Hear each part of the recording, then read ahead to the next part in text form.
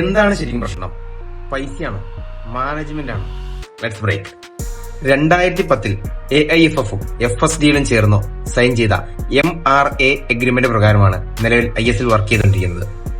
ഈ എഗ്രിമെന്റിലാണ് ISLന്റെ league control, commercial rights, distributions തുടങ്ങിയ എല്ലാം വരുന്നത്. 2010 ഇതൊരു 15 വർഷത്തെ കരാറായിട്ടാണ് ഒപ്പിട്ടാണ്. ദാറ്റ് മീൻസ് 2025 ഈ കരാർ അവസാനിക്കും. സോ അപ്പൊ എന്ത് ചെയ്യണം? 2025 ഈ കരാർ പുതുക്കണ്ടേ? ഈ പുതുക്കലുമായിട്ട് ബന്ധപ്പെട്ട് AIFF-ഉം FSDയിലും തമ്മിൽ ചെറിയൊരു പ്രശ്നം. അതെന്താണെന്ന് നോക്കിക്കഴിഞ്ഞാൽ, പുതിയ കരാറിൽ FSDയിൽ സ്വന്തമായിട്ട് കുറെ കാര്യങ്ങൾ ചേർത്തിട്ടുണ്ട്. അത് AIFF-ന് അത്ര പിടിച്ചിട്ടില്ല. ഫോർ എക്സാമ്പിൾ, AIFF-ന് പെർ സീസൺ ഫിക്സഡ് എമൗണ്ട്, അതായത് 40 to 50 crore കൊടുക്കുമായിരുന്നു. പുതിയ കരാർ പ്രകാരം അത് കുറച്ചിട്ട് നേരെ ISL ക്ലബ്ബുകൾക്ക് അത് വിതരണം ചെയ്ത് ഇവർക്കൊരു ചെറിയ ഷെയർ മാത്രമേ കിട്ടുന്നുള്ളൂ.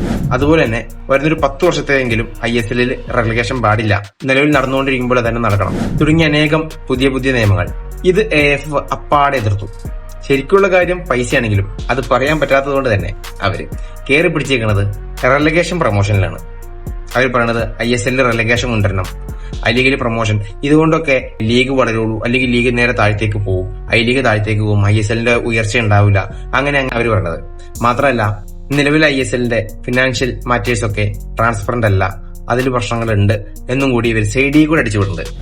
ഇനി രണ്ടു കൂട്ടർ അടഞ്ഞു കഴിഞ്ഞപ്പോൾ കോടതി പറഞ്ഞു, തൽക്കാലത്തേക്ക് ഇത്ര പ്രയാസപ്പെട്ട് കളിക്കണ്ട, ഇതിനൊക്കെ ഒരു സോർട്ട് ഔട്ട് ആക്കിയതിനു ശേഷം പതക്കം കളിച്ചാൽ മതി, സീസൺ ഹോൾഡ് ചെയ്ത് വെക്കാൻ കോടതി തന്നെ പറയുകയാണ് ചെയ്തത്. 2025 ഡിസംബറിൽ നിലവിലുള്ള കരാർ അവസാനിക്കും. ഈ ചർച്ച എന്തായാലും ഈ ഡിസംബറിന് മുമ്പ് തീരാൻ ചാൻസ് ഇല്ല. അതുകൊണ്ടാണ് ഈ സീസൺ എന്തായാലും ഉണ്ടാവാൻ ചാൻസ് ഇല്ല എന്ന് എല്ലാവരും പറയുന്നതിന്റെ കാരണം. ഇനിയിപ്പോ ISL ഉണ്ടായാലും കേരള ബ്ലാസ്റ്റേഴ്സ് കളിക്കുമെന്നുള്ളത് ഒരു ക്വസ്റ്റ്യൻ മാർക്കിലാണ്.